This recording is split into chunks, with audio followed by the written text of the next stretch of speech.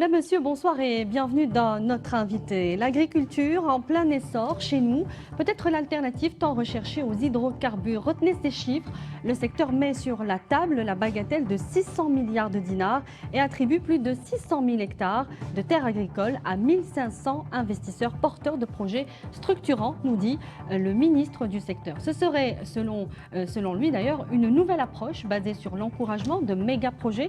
Objectif, réduire bien sûr l'importation des produits alimentaires et maîtriser la production du pays. Une révolution dans un secteur souvent handicapé, miné par des politiques agricoles incertaines et qui connaît des crises récurrentes et surtout très dépendant aux marchés internationaux. Pour en parler, notre invité, c'est Cherif Oumari. Il est directeur de la régulation et du développement des produits ou de la production agricole. Monsieur Oumari, bonsoir. Je rappelle que vous êtes le représentant du ministère de l'Agriculture ce soir. Merci d'avoir accepté notre invitation. Bonsoir, c'est moi. Merci et je salue nos chers téléspectateurs. Alors, 600 milliards de dinars pour booster l'investissement, c'est bien, mais c'est tout de même une enveloppe assez conséquente en ces temps de crise. On l'a bien compris, dans le secteur désormais, dans une politique de planification, mais peut-on se le permettre aujourd'hui ? Oui, je voudrais tout d'abord préciser les éléments sur le secteur de l'agriculture. Comme vous savez très bien, c'est un secteur hautement stratégique et c'est un secteur de l'agriculture, notamment avec la fusion dernièrement du ministère de la Pêche, qui relève le défi de la sécurité alimentaire. Donc c'est un secteur qui contribue largement dans l'approvisionnement du marché national, vous l'avez bien cité. Et je peux donner aussi un autre chiffre très significatif. Aujourd'hui, en termes de valeur, le secteur de l'agriculture ou la production nationale contribue à plus de 70% dans l'approvisionnement alimentaire du pays. Et à côté, on est à 11% pour le PIB. Oui, le secteur contribue majoritairement, sensiblement au PIB, et c'est l'un des secteurs qui contribue fortement hors hydrocarbures. On est à 11%, donc c'est important. Mais on continue à injecter beaucoup d'argent. C'est un secteur qui emploie beaucoup. Oui, on va y venir par rapport à l'emploi. Oui. Je voudrais qu'on reste sur la finance. On continue donc à injecter beaucoup d'argent, 600 milliards de dinars. Là, ce que vous dites, c'est vrai, c'est la dynamique d'investissement, notamment privé. Ça, c'est de l'argent privé. C'est ce qu'on a mis en cadre, c'est l'équivalent de projets d'investissement, c'est un équivalent de 600 milliards de dinars, comme vous avez dit. C'est à peu près 1500 projets qui sont portés.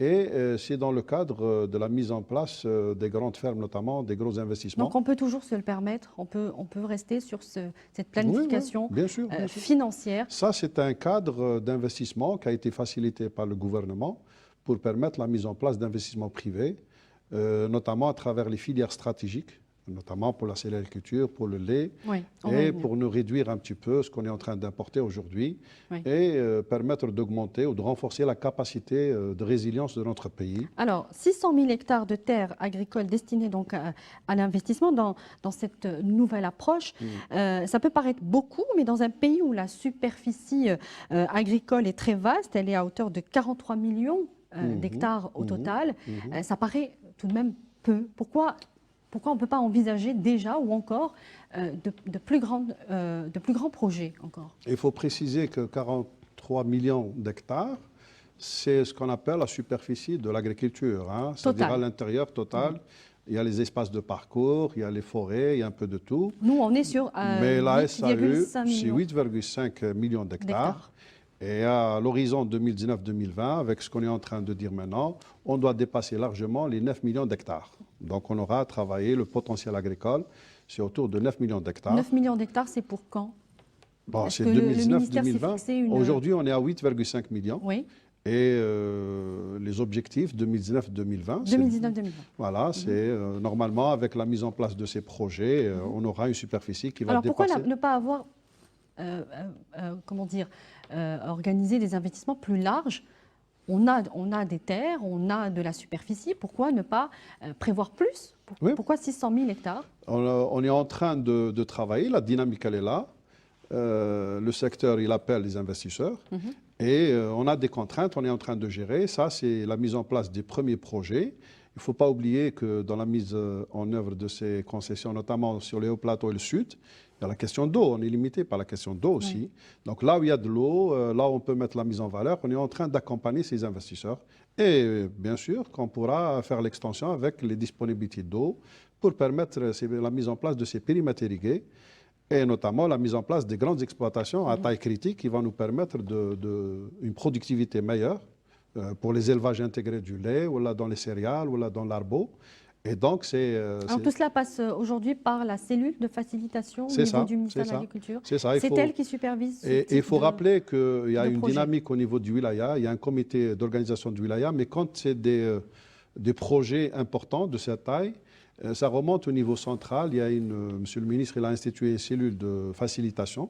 Donc c'est une cellule technique et qui va essayer de faciliter, de booster un petit peu, de fluidifier le processus de mise en place de ces projets. Et il est en interaction avec l'administration locale. Voilà. Alors, parmi les contraintes que vous évoquiez, l'inexploitation des terres demeure un handicap sérieux pour la sécurité alimentaire dans notre pays. 48% des terres cultivables sont en reste, elles sont jachères. C'est un dossier épineux au niveau du ministère. Qu'est-ce que prévoit votre département pour mettre fin à cette... Il faut juste clarifier que, par exemple, dans le système de culture des céréalicultures, chaque année, on met en repos, on va dire, des jachères, à peu près 50% du potentiel. On est sur 6 millions d'hectares pour la céréaliculture. Chaque année, dans notre système de culture, on met 3 millions d'hectares en jachères. Ça, c'est le système de culture. Ça, c'est pour la céréaliculture. Oui. Et puis, il faut constater que le potentiel agricole, il n'est pas optimisé, n'est pas exploité d'une manière maximale. Deuxième élément, sur les 8,5 millions d'hectares, on a à peu près 2,5 qui relèvent de l'État. Donc, c'est des terres, ce qu'on appelle les terres privées de l'État. Et puis, le reste, c'est du privé-privé. Ça veut dire que ça appartient à des melks privés. Et donc, les pouvoirs publics, la dernière instruction de M. le ministre avec l'Iwali, c'est essayer de trouver des éléments de réponse pour pouvoir exploiter, optimiser les ressources naturelles, parce qu'on ne peut pas se permettre aujourd'hui, devant le défi de la sécurité alimentaire, devant l'importation de certains produits sensibles, se permettre de laisser de côté un potentiel pour une raison ou pour une autre. Donc, le ministre a parlé de sévir cette fois, plus que de sensibiliser. Il a parlé de poursuites judiciaires. Est-ce que vous pensez que la coercition au niveau de la justice pourrait justement convaincre les agriculteurs qui ont abandonné ou qui ont vendu leurs concessions sans... Écoutez, l'objectif, c'est de faire profiter, de faire exploiter les terres agricoles. Ça, c'est l'objectif qu'on veut chercher. Maintenant, c'est des cas et des cas. Donc, on est en train d'étudier, d'examiner, de faire monter les situations. Il y a une évaluation qui est en train de se faire. Et quand il faut sévir, il y a l'appareil de la justice qui fait son rôle. Il y a des lois qu'il faut les appliquer, il y a de la réglementation. Quand il faut inciter les gens, par exemple, il y a un problème d'indivision. Tout de même, il y a urgence d'assainir ce dossier. Aujourd'hui, il ne faut pas oublier qu'on a des problèmes au niveau des familles, au niveau de l'héritage, au niveau de l'indivision qui bloque les investissements. Quand vous avez quelqu'un qui travaille sur les terres et les frères et les cousins ne lui permettent pas d'investir, de forer un forage, voilà, de planter des arbres à long terme et tout ça, ça bloque l'investissement. Donc il y a des éléments de réponse à trouver dans notre système juridique pour essayer de permettre d'exploitation à l'intérieur des familles par des incitations, des crédits. Il y a beaucoup de choses, il y a beaucoup d'instruments qu'on peut les mobiliser. Donc c'est un tout, c'est un système à mobiliser, bien sûr avec l'appareil de la justice, avec l'application stricte de la réglementation elle est claire. Et puis, il y a l'article dernier de la Constitution, l'article 19, je pense, qui parle... 19, je m'excuse. Mais l'essentiel, c'est que c'est l'article qui parle sur la nécessité de protéger le potentiel agricole. Et là, tout le pouvoir public, à leur tête son Excellence Monsieur le Président de la République, il insiste sur la protection de ces terres agricoles et d'essayer de trouver les éléments d'exploiter au maximum ce potentiel pour pouvoir nous assurer un approvisionnement correct à partir de la production locale et pourquoi pas dégager des surplus à l'exportation pour pouvoir contribuer efficacement, comme on dit, à l'économie nationale. Alors pour revenir à ces investissements, quels sont les objectifs à court et moyen terme de cette nouvelle approche, sachant que même si elles ont contribué de manière assez significative à l'amélioration des rendements du secteur, les différentes politiques agricoles ont montré leurs limites et n'ont jamais vraiment réussi à faire décoller le secteur. On ne peut pas se permettre de dire ça, madame. Allez-y. Il faut reconnaître que depuis au moins les années 2000, suite à une décennie noire, suite au passage du FMI, plan d'ajustement structurel, l'État a mis en place toutes les conditions d'investissement et de mise à niveau de notre système productif. Il faut dire qu'il y avait un plan de développement de l'agriculture, il y avait un plan de reboisement, il y avait pas mal d'investissements qui ont été réalisés par les pouvoirs publics au niveau des exploitations, pas mal d'investissements dans les infrastructures, surtout de l'eau, les barrages, les réseaux, tout ça. Oui. Et c'est ce qui nous permet aujourd'hui d'être à l'aise dans la fructification de ces résultats d'investissement. Aujourd'hui, on a une base où on peut travailler dessus, donc parce qu'il y avait des investissements publics qui ont été réalisés. Maintenant, on veut faire ouvrir le privé dans le cadre du partenariat public-privé pour essayer d'optimiser ces systèmes de production et exploiter d'une manière rationnelle. Mais c'est un secteur à fort potentiel, oui, on oui. ne le dira jamais assez. C'est un secteur à fort potentiel qui existe sur le territoire national, oui. qui est très complexe. Et il y a pas mal d'intervenants, c'est pour ça qu'on a parlé de plus de 2,5 millions qui travaillent directement dans le secteur. Oui. L'emploi, c'est important, c'est le quart de la population active. Oui, oui. Et puis, donc, c'est un secteur très important qui contribue à la valeur ajoutée. Et donc, c'est pour cela qu'il nous permet de l'accompagner, de permettre de faciliter. Aujourd'hui, on cherche à ce que le secteur agricole soit une alternative au repli clairement des prix des hydrocarbures. Ah oui. Voilà. Ah oui.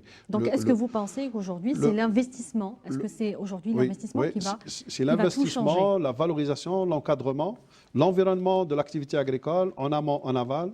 C'est valorisation des produits, c'est les capacités de stockage, c'est les capacités de conditionnement, c'est l'industrie de transformation qui doit accompagner cette dynamique de production, qui doit valoriser ces surplus qu'on commence à réaliser pour certaines filières, notamment dans le maraîchage. Si nos filières phares telles que les dattes, aujourd'hui qu'on doit booster, maximiser les exportations parce qu'on a un potentiel très important, on a un produit de forte qualité, il est labellisé aujourd'hui, c'est un avantage aussi, il y a une indication géographique qui vient d'être installée.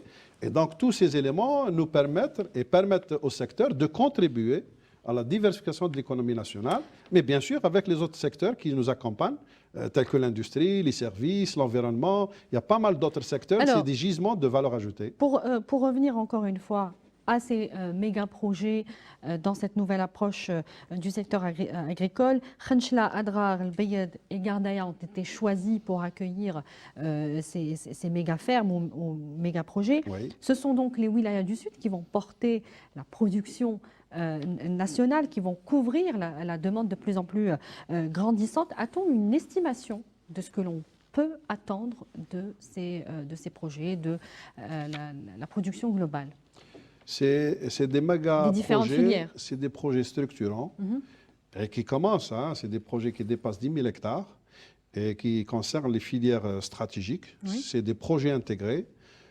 Par exemple, dans la filière lait, donc c'est des élevages de performance, c'est des cultures de fourrage, c'est des transformations localisées. Dans la grande céréaliculture aussi, c'est des céréalicultures en irrigué. Et donc, c'est une agriculture de haute performance qu'on est en train de mettre en place. Et ça va être la locomotive de la croissance de l'agriculture, à côté du secteur qu'on est en train de... Mais a-t-on des estimations sur ce qu'on peut attendre On peut attendre sur la filière lait, on a des besoins énormes en termes de volume de litres lait. On est en train d'importer d'une manière importante la poudre de lait. Oui. On dépasse les 300 000 tonnes d'importation publique-privée, donc importation nationale de poudre de lait. On a des besoins très importants, je dirais de l'ordre de 4-5 milliards de litres en Algérie. On est en train de valoriser autour d'1 milliard de litres. Donc il nous reste une marge de progression à développer. Il y a un besoin très important sur le marché national Et cette diversification pour essayer de compenser un petit peu le manque à gagner sur les hydrocarbures, elle vient aussi de ces filières phares, de ces filières de produits terroirs de qualité pour valoriser, booster nos exportations, pour essayer de diversifier les ressources en devises. Alors, on sait que le talon d'Achille de ces régions reste l'eau, évidemment, oui, l'eau qui se raréfie avec le stress hydrique. Donc, le défi, justement, est d'élargir les superficie voilà, la superficie irriguée. L'Algérie veut atteindre les 2 millions de surfaces irriguées. On est actuellement à 1,2. Oui. Aujourd'hui, on est à 1 200 000 hectares. 200 000. Et l'objectif, d'ailleurs c'est l'objectif tracé par Monsieur le Président de la République, c'est faire l'extension vers 2 millions d'hectares. Oui. À Mais on a un manque, 2019-2020. Nous avons un manque flagrant en matière d'irrigation ou de techniques d'irrigation innovantes. Pourquoi? Le manque, c'est vous qui le dites. Mais aujourd'hui, on est en train de travailler pour faire l'extension de ces superficies. Quand on a une contrainte objective, c'est la ressource en eau, on n'y peut rien. Donc quand il n'y a pas de l'eau, quand il n'y a pas assez, quand les débits ne sont pas importants. Oui. Et c'est pour cela qu'avec l'ANRH, avec l'Agence des ressources en eau, avec nos collègues, nos partenaires du ministère des Ressources en eau, on est en train de travailler dans le cadre coordonné avec les deux secteurs, et même au niveau localisé, au niveau du wilaya avec les deux directions concernées, on est en train de donner des éléments de réponse parce que c'est une question localisée, et on est en train d'orienter la mise en place de ces investissements là où il y a de l'eau, là où il y a des capacités de l'eau, et la condition pour ces investissements, il faut rappeler notamment sur les hauts plateaux au sud, c'est aucun investissement n'est permis sans avoir utilisé les systèmes innovants et économiseurs d'eau. Donc tout le monde, c'est fait partie du cahier de charge. On ne se permet pas d'utiliser d'une manière anarchique la ressource rare, la ressource importante de l'eau. La protection des ressources fait partie aussi elle fait de la partie des cahiers de stratégie. charge. Oui. Et donc, on doit utiliser d'une manière rationnelle et intelligente notre potentiel agricole, que ce soit au niveau du nord, les hauts plateaux, le sud. Aujourd'hui, on a des espaces au niveau du haut plateau et du sud. Et c'est pour cela qu'on est en train de faciliter. Et c'est ces projets structurants, les méga-projets que vous avez cités, les 4 ou 5, 6, avec notamment des partenaires étrangers. Il y a pas mal de partenaires étrangers qui ont un savoir-faire avec nos... Qui sont ces partenaires étrangers? On sait qu'il y a les Américains dans la wilaya d'Al Bayad. Est-ce que vous pouvez identifier certains... Et ils sont de toutes les nationalités. Oui, par exemple? Par exemple, on a des Espagnols, on a des pays de Golfe. Avant-hier, on était avec les Émiratis, on a une forte demande d'investissement parce qu'ils ont compris l'importance de ces investissements et la pertinence de ces investissements. Et donc, ils font confiance aujourd'hui au cadre qui a été mis en place par les pouvoirs publics et l'intérêt qu'il faut pour venir investir dans ces créneaux qui sont très porteurs. Il faut dire que l'Algérie, avec sa position stratégique, elle a les marchés, c'est déjà un grand marché, l'Algérie, c'est plus de 40 millions de consommateurs. Et puis, vous avez en face des pays de l'Europe, vous avez l'Afrique, on est en plein dedans, c'est la porte de l'Afrique. Vous avez les pays de l'Orient, vous avez les pays arabes, avec une infrastructure qui se développe aujourd'hui, un réseau routier très important, l'un des plus importants en Afrique, au moins. Et vous avez une infrastructure portuaire qui est en train de se développer, et notamment avec le nouveau port du centre qui va restructurer tout le système de distribution, le système logistique. Donc, tout ça, ça s'insère, ça s'imbrique dans une dynamique d'ensemble. Et donc, c'est ça qu'on est en train de travailler avec une vision globale, avec une intégration. Toutefois, M. Omari, malgré cette dynamique, et il est vrai qu'elle est enclenchée depuis un moment au niveau de tous les secteurs, qui travaillent certainement en coordination, la maîtrise de la production reste un défi en Algérie, notamment dans la céréaliculture. L'Algérie qui a enregistré une hausse de la production l'année dernière, plus de 40 millions. C'était plus de 14% par rapport à l'année précédente. Cette année, la pluviométrie nous fait des caprices et menace clairement la récolte à venir, la récolte 2016-2017. Oui, c'est vrai. Alors, est-ce qu'on peut espérer qu'avec ces projets, notamment, à terme, on puisse arriver à maîtriser cette production qui nous fait défaut? Oui, il faut dire que notre système de culture céréalier, il est à base de pluie, c'est un système pluvial. Et c'est pour cela les éléments de réponse du secteur et du pouvoir public, c'est d'augmenter les superficies en irriguées, surtout l'irrigation d'appoint. Oui. Parce que dans le cycle végétatif, surtout au printemps, la plante elle a besoin beaucoup d'eau. Et c'est ce qui manque pour essayer de récupérer un petit peu les irrégularités de précipitation. Et puis dans le sud, d'autres pays ont trouvé des, trouvé des solutions. Chez nous aussi, on est en train de trouver des solutions. On est en train de travailler sur des semences adaptées. Il faut dire qu'on n'importe plus de semences avec plus de 20 ans, semences céréales. Et vers le sud, on est en train de travailler sur l'irrigation, ce qu'on appelle l'irrigation totale. Oui. Donc, c'est des pivots qui irriguent complètement, donc c'est des systèmes innovants. Et avec l'extension de ces superficies, je pense, dans les années à venir, on pourra y répondre correctement. Ah oui, mais pas avant quelques années. Il faut donner le temps qu'il faut. Vous savez, l'agriculture, il faut du temps. Hein. C'est toute une dynamique d'ensemble. Il y a plusieurs intervenants, il y a des cycles, donc il y a des investissements. Mais il y a la souveraineté alimentaire en jeu, et les années commencent à être courtes. Alors, aujourd'hui, les défis sont plus importants. Rapidement, M. Omari, parce que le temps commence à arriver à sa fin, le temps qui nous est imparti, la filière lait présente aussi sensiblement la même configuration, la fluctuation des productions, organisée ou pas selon les propos du ministre de l'Agriculture. La pénurie du sachet de lait se fait ressentir depuis quelques jours. Là aussi, quels sont nos moyens de maîtriser enfin cette production, qu'il n'y ait plus ce stress, qu'il n'y ait plus cette tension sur le sachet de lait? Il faut juste rappeler que pour l'approvisionnement en matière de lait, il y a un système basé sur ce qu'on appelle le LPC, de la poudre importée, public-privé, mais généralement c'est le secteur public, c'est l'ONIL, c'est l'État qui approvisionne les laiteries publiques-privées de cette poudre pour permettre la mise en place, la mise à disposition d'un lait pasteurisé en sachet de 25 dinars. Et ça, c'est destiné pour les ménages, notamment les ménages les plus... Alors il faut préciser qu'il n'y a pas eu de réduction. Non, le quota importé, le stock, il est là. L'ONIL veille pour avoir toujours un stock stratégique suffisant. Mais l'Algérie l'a payé moins cher cette année. Oui, il faut dire qu'il y avait une opportunité sur le marché international et c'est tant mieux. C'est comme un peu sur les céréales aussi. Et donc vous rejoignez un petit peu les propos du ministre lorsqu'il dit que cette pénurie ne peut être qu'organisée? Oui, il faut dire qu'elle peut être organisée et en même temps accentuée par le système de distribution de ce produit-là. Et c'est pour ça qu'on fait l'interpelle aussi nos amis des distributeurs pour intégrer cette dynamique et pour essayer d'optimiser la distribution correcte. Parce que c'est un produit de 25 dinars, c'est destiné pour les consommateurs, pour les ménages, au niveau consommation finale, mais il n'est pas destiné pour le commerce, par exemple, le commerce de services, pour les cafés, pour les hôtels, pour les restaurants. Donc ça, c'est un produit qui est destiné, soutenu pour les familles algériennes. Et c'est pour ça qu'on doit le laisser pour les familles, et même les associations de consommateurs, il faut que l'opinion publique sache que c'est un produit destiné pour les familles, pour les enfants, pour essayer de contribuer à l'amélioration de la protéine animale, c'est comme le pain. Et donc, il faudrait qu'ils comprennent que l'État a mis en place tout un dispositif pour assurer l'approvisionnement. Maintenant, on a quelques cas de détournement, de déviation. Pas seulement quelques cas, M. Omari, puisqu'il y a aujourd'hui une tension sur le quand il y a la tension sur la pénurie, il y a des gens, des opportunistes, il y a toujours des opportunistes pour le lait, pour autre chose. Il y a de la spéculation derrière. Mais là, toutes les mesures sont prises pour essayer de renforcer un peu le cadre juridique, les cahiers de charges, et essayer d'assainir la situation. Et heureusement, aujourd'hui, qu'on peut dire qu'on a une entreprise publique telle que Gipley, qui a une capacité énorme, et qui a doublé sa production. Qu'elle a doublé, elle peut approvisionner le marché correctement à elle seule. Elle a plus de 15 filiales réparties sur le territoire national. Et donc, l'État a les moyens d'assurer l'approvisionnement de ce produit. On va avancer un petit peu sur l'objectif, évidemment, de l'exportation qui reste en ligne de mire, on l'imagine bien, dans ces programmes d'investissement. En 2015, Algex parle de 70 nouveaux exportateurs qui se sont inscrits dans le domaine de l'agriculture.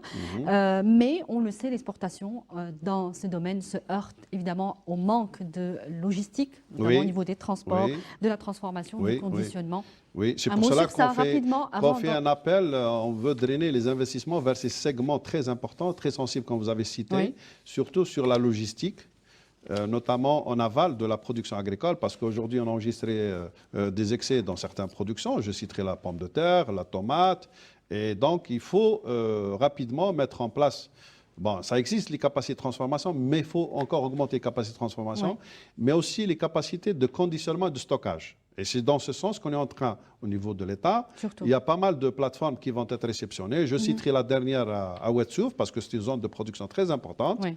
On va ouvrir ces jours-ci une plateforme de 20 000 mètres cubes à Ouadsouf, de frigomidite, et elle va être mise à la disposition des producteurs agricoles, pourvu qu'ils s'organisent aussi, parce que l'exportation, c'est une organisation. Oui. L'organisation, c'est un programme de production, c'est des semences destinées selon les besoins du marché, c'est des normes exigées. Oui. Donc tout ça, ça sous-entend une organisation entre les différents intervenants dans un cadre cohérent, dans une filière donnée. Et donc, c'est pour ça qu'on est en train de travailler. Et le mot est passé. Juste un mot sur l'emploi. 800 000 emplois sont à pourvoir dans le domaine de l'agriculture. Mais il faut le dire, Monsieur Amari, l'image du monde rural est peu reluisante, peu avantageuse.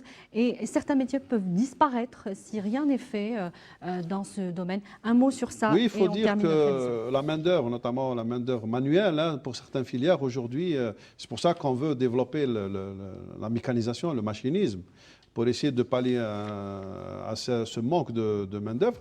Mais il faut dire d'un autre côté, on commence à avoir une race de producteurs agricoles, de jeunes entrepreneurs qui sont en train de prendre en main la modernisation de notre secteur de l'agriculture. Et c'est vrai qu'en termes de mécanisation, c'est un point fort, il faut le dire, lorsqu'il y en a, au niveau du ministère, du domaine de l'agriculture dans notre pays. Monsieur Cherif Oumari, vous êtes, je le rappelle, directeur central de la régulation et du développement des produits de la production agricole au niveau du ministère de l'Agriculture. Merci d'avoir répondu à nos questions ce soir. Merci à vous. Merci à vous également de nous avoir suivis. Je vous donne rendez-vous dès mercredi prochain pour un nouveau rendez-vous de notre invité. Très bonne suite des programmes sur notre chaîne. Bonsoir.